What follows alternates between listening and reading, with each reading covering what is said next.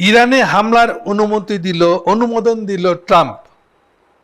কে বলেছে, কোথা থেকে পাওয়া গেছে? সিবিএস নিউজ বলে একটা আমেরিকান নিউজ এজেন্সি আছে, তাদের বরাতে এরকম একটা খবর ছাপা হয়েছে।